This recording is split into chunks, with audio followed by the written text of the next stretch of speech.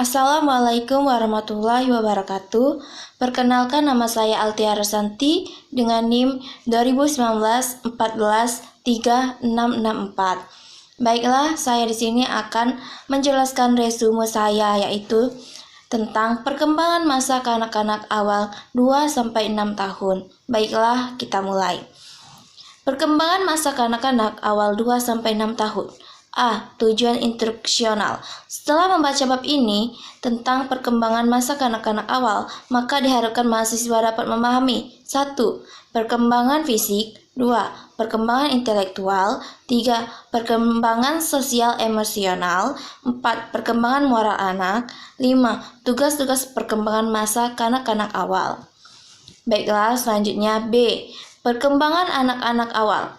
1. Perkembangan fisik pada masa kanak-kanak awal. A. Pertumbuhan tinggi dan berat badan. Pertumbuhan masa kanak-kanak awal tidak terjadi sepesat masa bayi.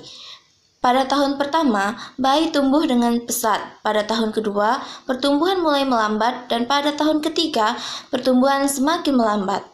Pada masa kanak-kanak awal, rata-rata anak bertambah tinggi 6,25 cm setiap bulan dan bertambah berat 2,5 sampai 3,5 kg setiap tahun.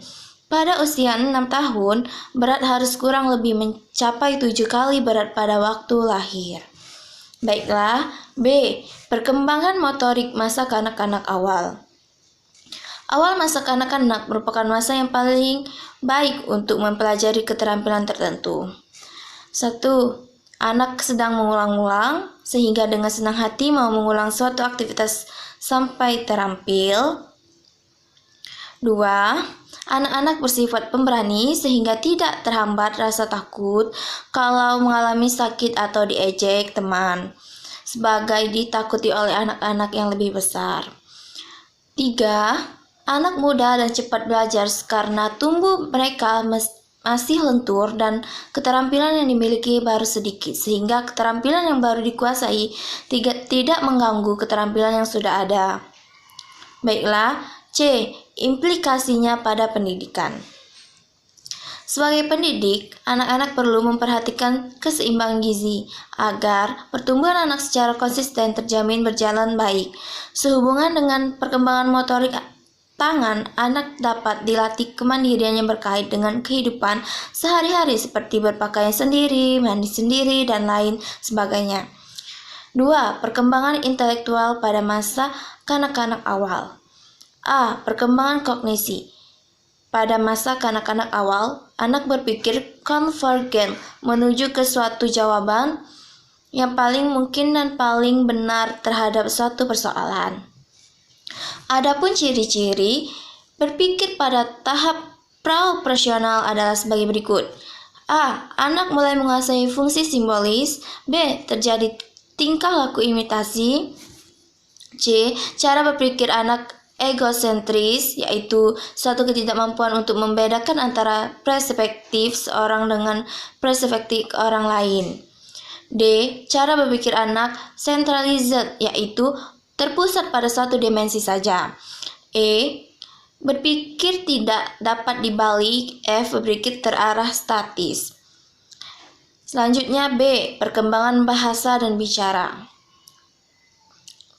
Menurut Burleigh Marx DKK 1992, ada 3 faktor yang menentukan dalam teori bahasa, yakni A. Gap atau apple, yakni fungsi bahasa untuk menyatakan apa yang terjadi dalam si pembicara. Misal, anak menjerit ketakutan atau bersorak gembira. Ini merupakan fungsi gap yang dapat menimbulkan fungsi Auslösung. B. Auslösung atau Ausdruck, yakni fungsi untuk menimbulkan reaksi sosial. C. Darstellung, yakni fungsi untuk melukis suatu keadaan secara objektif. Selanjutnya C. Implikasinya pada pendidikan. Sehubung dengan perkembangan kognisi anak pada masa kanak-kanak, awal pendidikan perlu mendorong anak melakukan kolaborasi dengan orang dewasa atau anak yang lebih besar usianya untuk menstimulasi perkembangan kognisinya di daerah sekitar kematangannya. Karena pada masa ini memang kognisi anak belum terorganisasi dengan baik. Sehingga melalui kolaborasi dengan baik ini yang dapat membimbing anak sehingga pengetahuan-pengetahuannya secara permanen tetapi akan mempunyai fungsi mengekselerasi perolehan pengetahuan tersebut pada saat kematangan tiba saatnya. Baiklah, selanjutnya 3. Perkembangan sosial emosional pada masa kanak-kanak awal. A. Elemen-elemen sosial dari bermain dan implikasinya pada pendidikan selama masa sekolah, banyak anak yang mulai mengadakan hubungan dekat dengan orang-orang non-keluarga. Mereka mengalami serangkaian situasi sosial yang baru dan bervariasi. Beberapa situasi baru perhubungan pola bermain anak dari permainan soliter dengan permainan paralel, yaitu anak berdekatan dengan orang lain ketika mereka bermain. Baiklah, selanjutnya B. Otonomi dan inisiatif yang berkembang serta implikasinya pada pendidikan anak-anak prasekolah yang awalnya hanya memperhatikan kebutuhan dan keinginan sendiri dengan keuntungan yang kuat memelihara keluarga beralih ke tingkat kemandirian yang lebih tinggi dan penguasaan terhadap lingkungan. C. Perasaan tentang diri atau self dan implikasinya pada pendidikan. Pada saat berinteraksi dengan orang lain, anak prasekolah mengembangkan perasaan tentang dirinya atau sering disebut konsep diri. Anak prasekolah bila diminta untuk menggambarkan diri, mereka cenderung menggunakan tanda-tanda fisik sebagai acuan. Misalnya, saya berusia 4,5 tahun. Saya seorang anak perempuan. Rambut saya panjang dan sebagiannya yang isinya pikiran-pikiran pribadi dan imajinasi tentang mereka sendiri.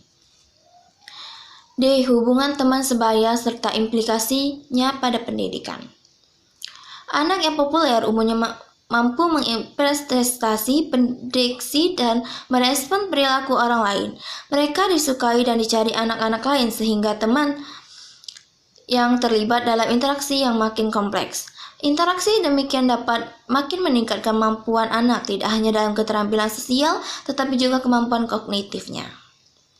E. Konflik sosial serta implikasinya pada pendidikan. Apabila seorang anak tidak dapat mengatasi konflik sosial secara verbal, maka ia akan beralih menggunakan kekerasan fisik untuk mengatasinya. Dalam hal ini, pendidikan perlu membantu anak bagaimana cara mengungkapkan perasaannya secara verbal dan mengatasi konflik sosial secara verbal pula. Misal, harap jangan mengambil balok biru itu dan saya membutuhkannya untuk membuat bangunan rumah. Dengan demikian, pendidikan telah membantu untuk menyatakan perasaannya dan mengatasi situasi konflik sosial dengan model yang baik. Selanjutnya F. Perilaku prososial dan implikasinya pada pendidikan. Perilaku prososial terlihat pada anak menunjukkan empati atau altruisme. Anak-anak prasekolah sering menunjukkan perilaku agresif untuk mempertahankan mainannya sebagai pendidikan penting untuk memberikan model tentang perilaku proporsional pada anak tersebut.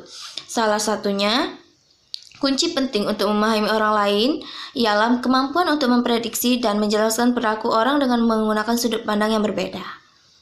Selanjutnya G. Ketakutan-ketakutan anak beserta implikasinya pada pendidikan. Anak mengalami emosi lain seperti malu, rasa bersalah, dan bangga. Pada masa prasekolah, anak tidak hanya mengembangkan emosi-emosi tersebut, tetapi juga cara mengendalikannya. Pada masa ini juga anak sudah mampu menggunakan bahasa untuk memberi nama. Selanjutnya H. Pemahaman gender dan implikasinya pada pendidikan. Pada usia kurang lebih 2 tahun, anak menggunakan istilah yang berkaitan dengan gender seperti anak laki-laki, anak perempuan, ayah, ibu, dan cenderung menunjukkan kesenangannya pada mainan yang sesuai dengan jenis kelaminnya. Menjelang usia persekolahan, anak sering menerapkan sejumlah hukum-hukum gender seperti anak perempuan tidak dapat menjadi polisi. Hukum-hukum demikian sering mencerminkan pemahaman yang kurang benar. Dan yang terakhir 4.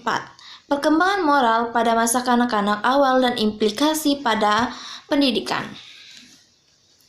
Dengan mengambil sudut pandang orang lain akan membantu anak memahami apa yang benar dan apa yang salah. Melalui interaksi anak dengan orang lain, ia segera menangkap apa yang diharapkan dalam situasi sosial dan anak akan sampai pada perkembangan sejumlah pemahaman sosial. Misalnya, ada sejumlah peraturan sosial seperti mengatakan tolong, terima kasih. Kata-kata tersebut akan berinteraksi, mereka akan berhubungan dengan konsep tentang keadilan, kejujuran, kewajiban, dan kebaikan. Oleh karena itu, Damon menyatakan bahwa kesadaran moral anak diperoleh dari pengalaman sosial yang normal. Pada masa prasekolah, anak sering merasa bingung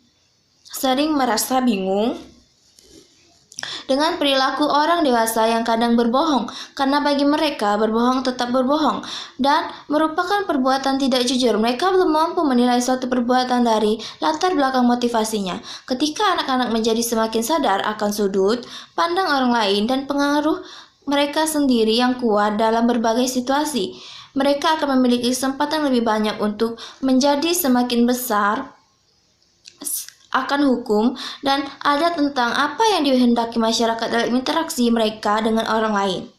Sekian, terima kasih. Wassalamualaikum warahmatullahi wabarakatuh.